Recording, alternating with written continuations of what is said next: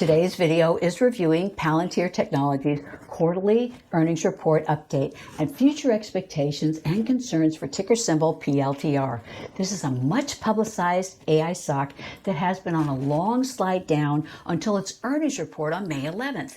Let's talk about if we can expect this price improvement to continue, the quarterly report highlights and analyst price targets for the stock, and key levels of support and resistance in Palantir's stock chart. I worked for years helping Fortune 500 CEOs make sense of their company's finances, as they often couldn't pinpoint where they were making money. Now I'm using this knowledge to analyze stocks like Palantir.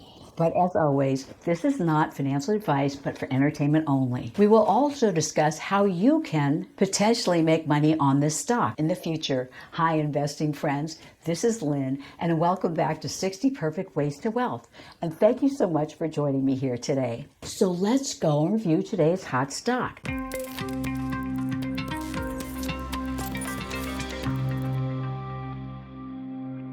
Just before we do that, this is a friendly reminder that if you enjoyed today's video, to hit the thumbs up button and leave a comment below. Palantir builds and deploys software platforms for the artificial intelligence community. Palantir's software enables users to identify patterns hidden deep within datasets, ranging from signals intelligence sources to reports from confidential informants, as well as facilitates the handoff between analysts and operational users. They help operators plan and execute real-world responses to threats that have been identified. It also offers Palantir Foundry that transforms the way organizations operate by creating a central operating system for their data analysis. Founded in 2003, Palantir is headquartered in Denver. Now let's look at the positive news from Palantir's Q1 earnings report. Then we'll cover the not so great news.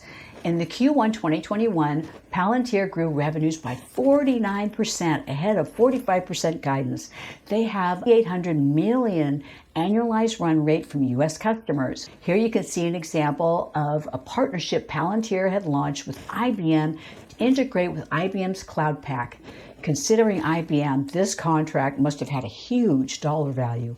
Palantir ended Q1 with a $2.8 billion in total remaining deal value, up 40% year over year, which was great news. One of the larger deals that Palantir has been working is with a 3-year, $44 million contract to expand their FDA partnership. Palantir's government business generated $208 million in revenue in Q1, up 76% year over year, with 83% growth from U.S. government customers. But Palantir has been getting concerned reports from analysts due to their heavy reliance on government customers, and we'll discuss that more shortly. Here is a quick look at 2 programs that Palantir has been working for the government for prototypes in support of the Army's Common Data Fabric and Titan programs.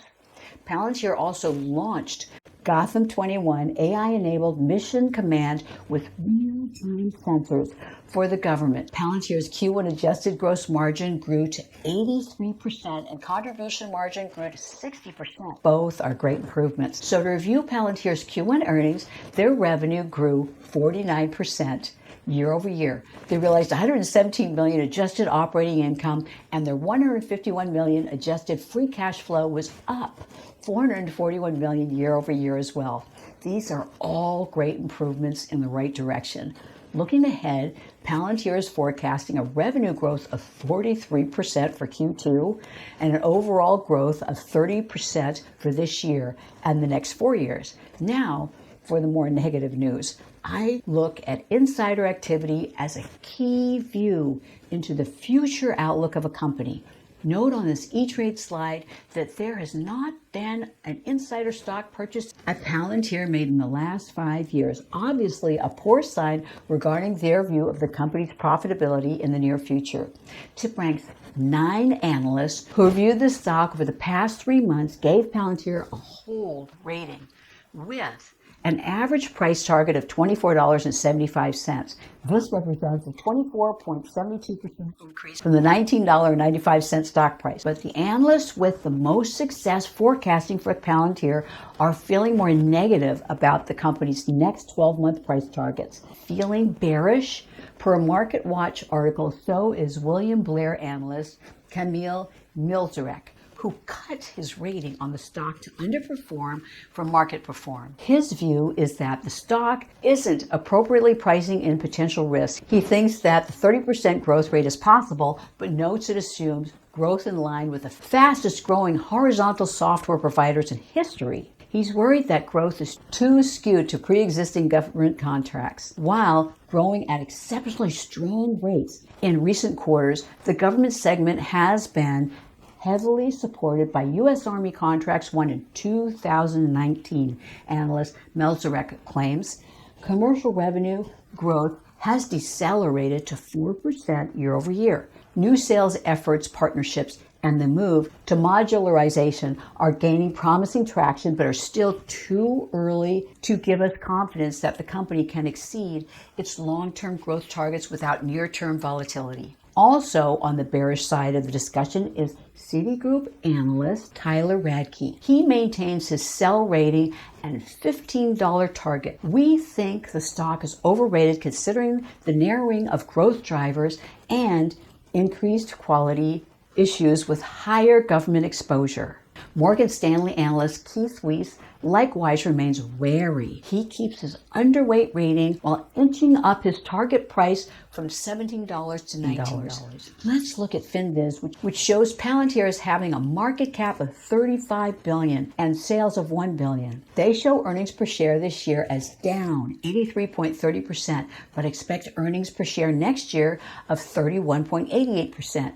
It's good to see that the short float of 3.95% for this stock is really low, indicating little interest currently in shorting this stock.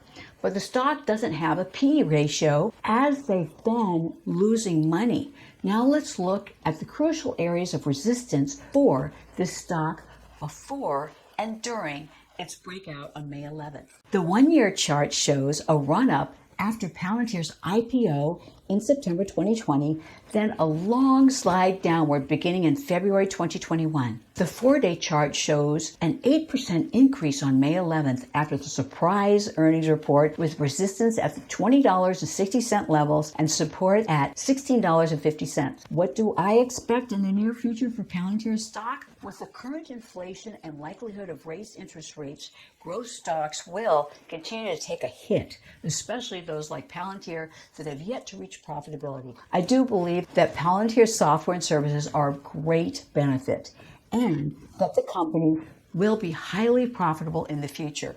My best guess is that it will be 2023 or 2024 before this company reaches profitability. Let me know your thoughts about Palantir's future in the comments below. Also, give this video a thumbs up and subscribe for more videos like this one.